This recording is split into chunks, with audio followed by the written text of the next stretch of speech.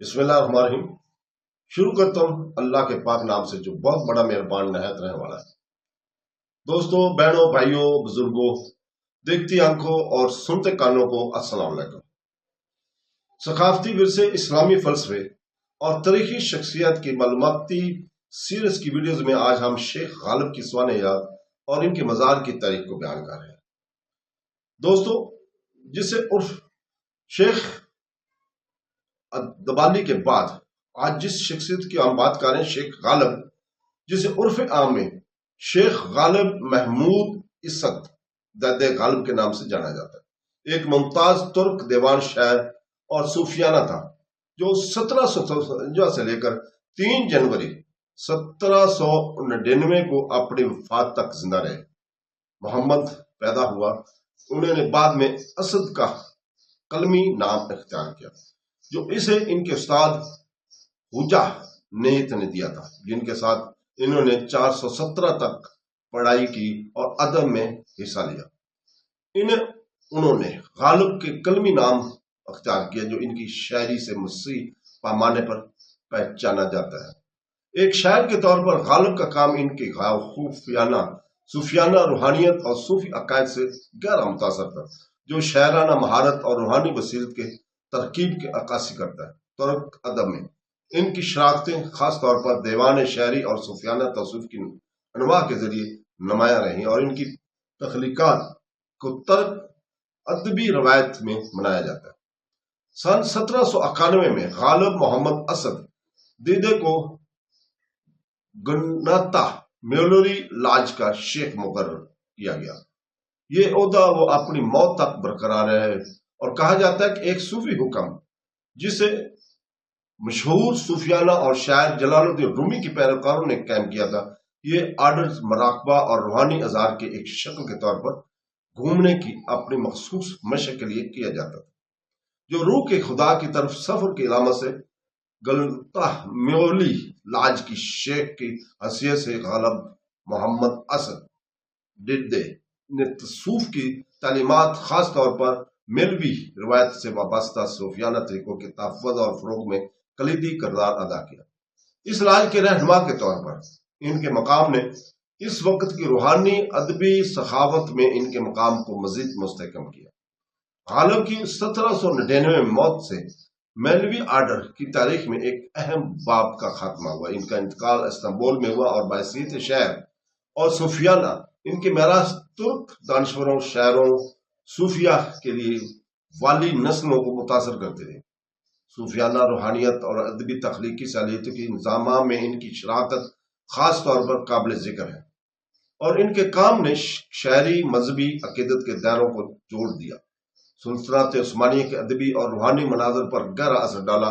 ان کی وفات کے بعد ان کے اعزاز میں ایک مقبرہ تعمیر کیا گیا جہاں غالب کو سپرد خاک کیا گیا۔ مقبرہ استنبول میں گلتا میولری لاج کے سین میں واقع ہے۔ یہ وہی جگہ ہے جہاں انہوں نے شیخ کے طور پر خدمات انجام دی تھی۔ اس جگہ میں نہ صرف ان کے جسمانی باقیات موجود ہیں، بلکہ ان کی تعلیمات اور تصوف اور ترک ادب میں ان کی خدمات کے لیے غور و فکر، روحانی عکاسی اور خراج تحسین پیش کرنے کی جگہ بھی ہے۔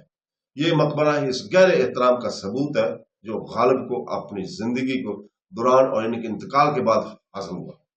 ان کے پیروکاروں اور مدعوؤں کے ساتھ اس مقدس مقام کے ذریعے ان کی یاد کو محفوظ کر کے ان کے احترام کرنا چاہیے۔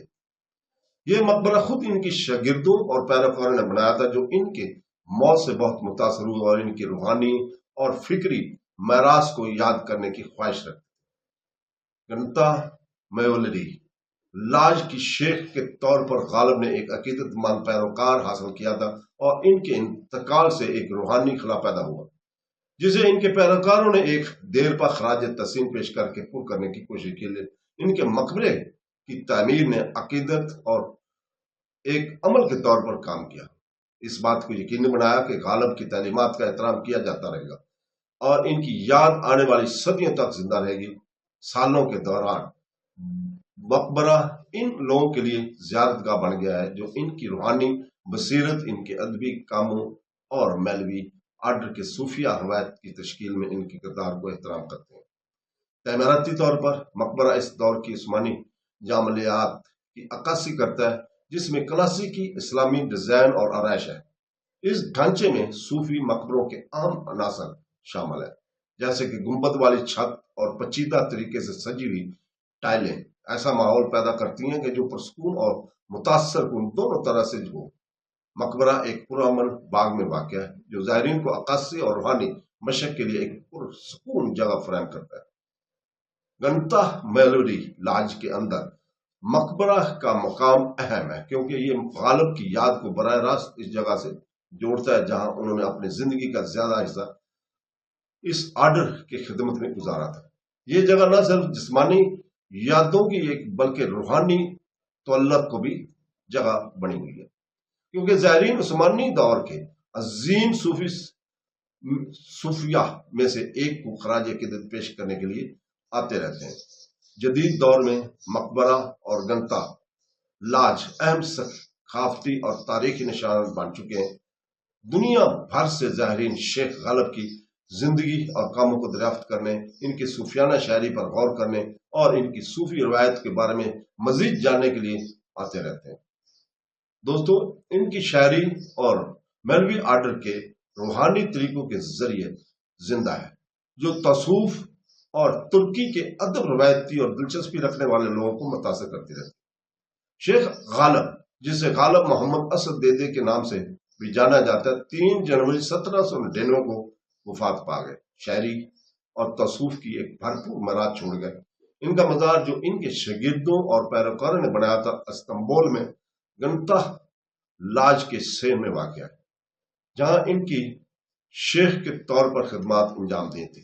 مقبرہ ان کی زندگی اور کام کے معماری اور روحانی عہد نامہ زیارت تعظیم کا مقام بنا ہوا ہے، جہاں زائرین ان کی یاد کا احترام کرتے ہیں اور ترک ادب اور صوفی روایت میں ان کے تعاون پر غور کرنے آتے رہتے ہیں۔ تو دوستو، اس کے ساتھ ہی ہم کل تک آپ سے اجازت چاہتے ہیں۔